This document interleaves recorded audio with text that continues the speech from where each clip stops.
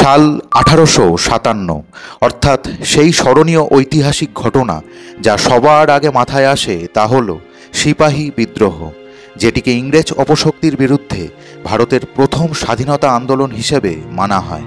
আর এই সিপাহী বিদ্রোহ বা মহাবিদ্রোহের সূচনা করেছিলেন সাহস, বিদ্রোহ ও আত্মত্যাগের প্রতীক ভারত মায়ের প্রথম বীর শহীদ মঙ্গল পাণ্ডে। ব্রিটিশদের বিরুদ্ধে প্রথম আওয়াজ তোলা এই মঙ্গল পাণ্ডে ইংরেজদের মনে এমন ভয়ের সৃষ্টি করেছিল যে ফাঁসির দিন ঠিক হবার 10 দিন আগেই ফাঁসি কার্য সম্পন্ন করে দিয়েছিল। তিনি নিজের বলিদানের মাধ্যমে ইংরেজদের ভিতকে নাড়িয়ে দিয়েছিলেন, ঘুমিয়ে থাকা একটা জাতিকে জাগিয়ে দিয়ে গিয়েছিলেন। 1857 সালের 8ই এপ্রিল মঙ্গল পাণ্ডের ফাঁসির দিনে প্রতি মুহূর্তে ঠিক কি ঘটেছিল আজকের এই ভিডিওতে আপনারা জানতে চলেছেন। ওনার শেষ কথা কি ছিল সেটাও জানবেন এই ভিডিওতে। শহীদ মঙ্গল পাণ্ডে সম্পর্কিত এমন অনেক অজানা ইতিহাস আজকে আপনারা জানবেন, যা জানার পর আপনার গায়ে কাঁটা দেবে। আপনার সবথেকে প্রিয় স্বাধীনতা সংগ্রামীর নাম কমেন্টে জানাবেন। তো চলুন শুরু করা যাক।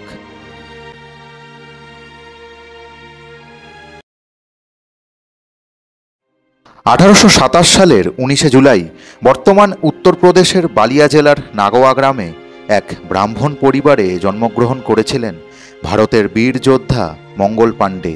ওনার বাবা ছিলেন দিবাকর পাণ্ডে এবং মাতা অভয় রানী।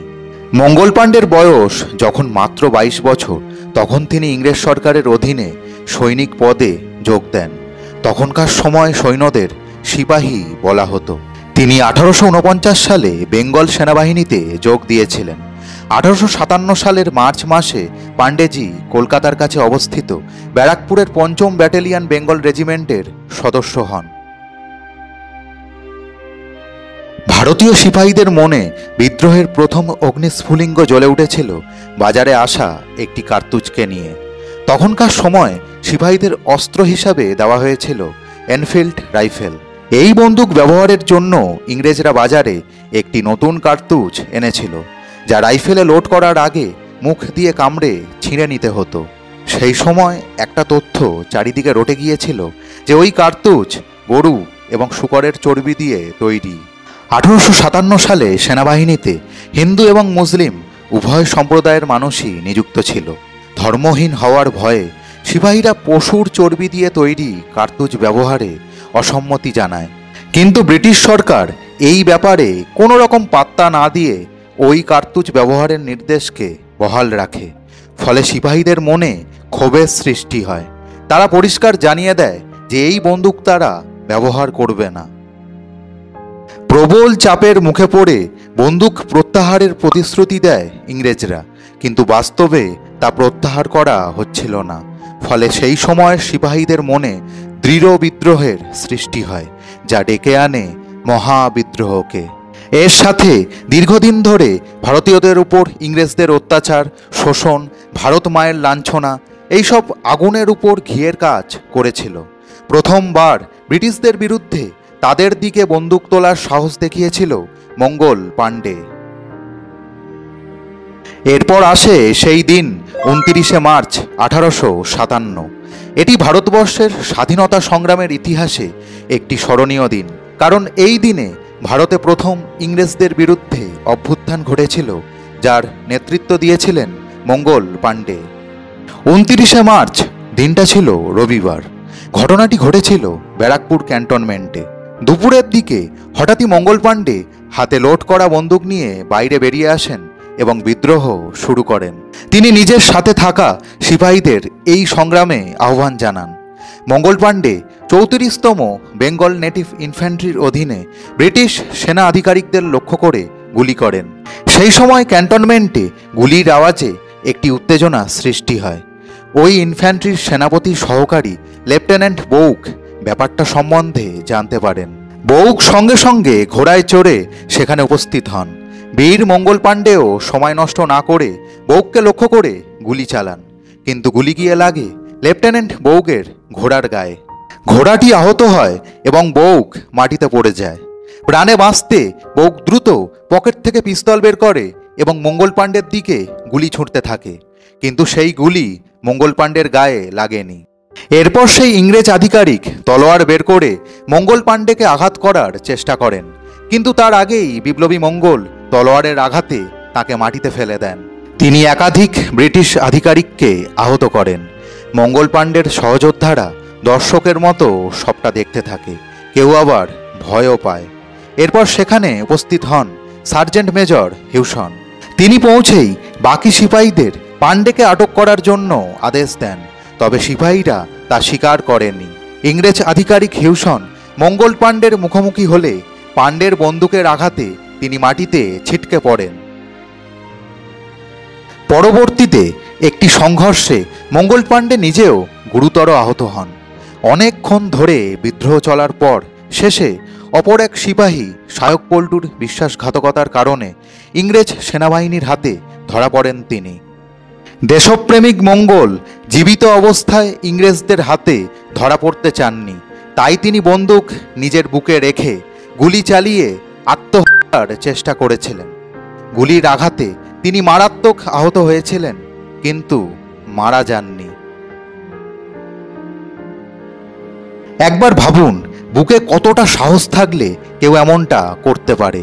বীর পাণ্ডে নিজের বুকে গুলি চালিয়ে দিয়েছিলেন, কিন্তু ইংরেজদের কাছে জীবিত ধরা দিতে চাননি। খুবই দ্রুততার সাথে মাত্র এক সপ্তাহের মধ্যেই বিচার কার্য শুরু হয়ে যায় এবং ব্রিটিশ আধিকারিকদের আঘাত করা ও বিদ্রোহের নেতৃত্ব দেওয়ার কারণে 6 এপ্রিল ফাঁসির আদেশ দেওয়া হয়। ফাঁসি কার্যের দিনক্ষণ ঠিক করা হয় 18 এপ্রিল।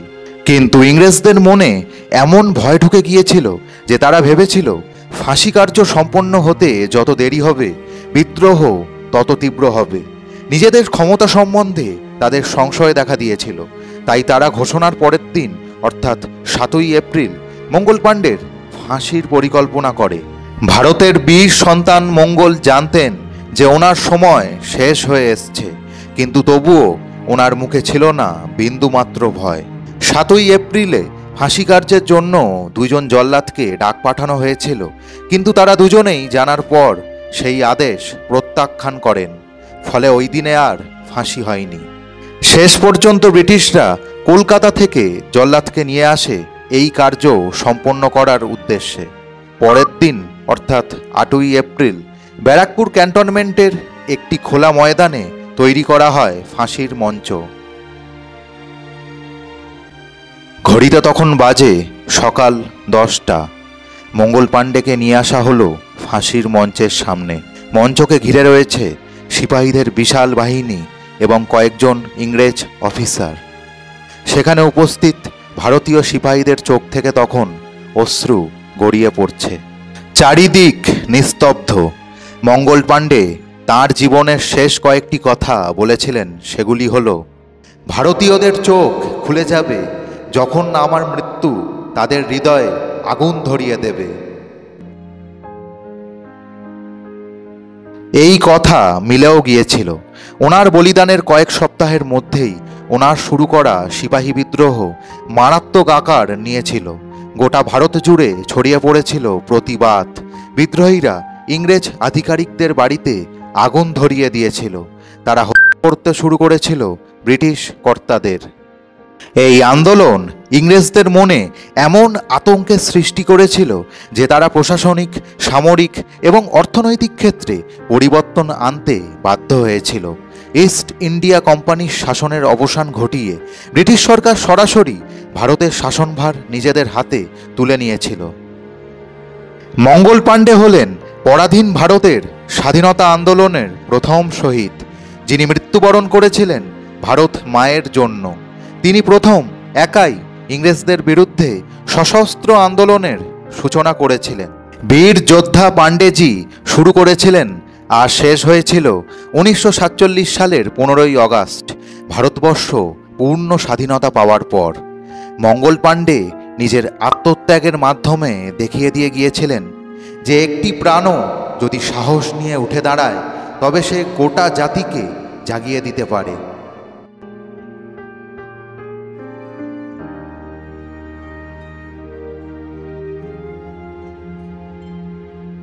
আসুন আমরা শহীদ মঙ্গল পাণ্ডের আদর্শ বুকে ধরে এগিয়ে চলি। কমেন্টে লিখুন জয় হিন্দ। ভিডিওটি ভালো লেগে থাকলে লাইক করুন, বেশি করে শেয়ার করতে ভুলবেন না। এমনই ভিডিও পরেও দেখার জন্য চ্যানেলটিকে সাবস্ক্রাইব করে রাখুন। নিজের মা বাবার খেয়াল রাখুন।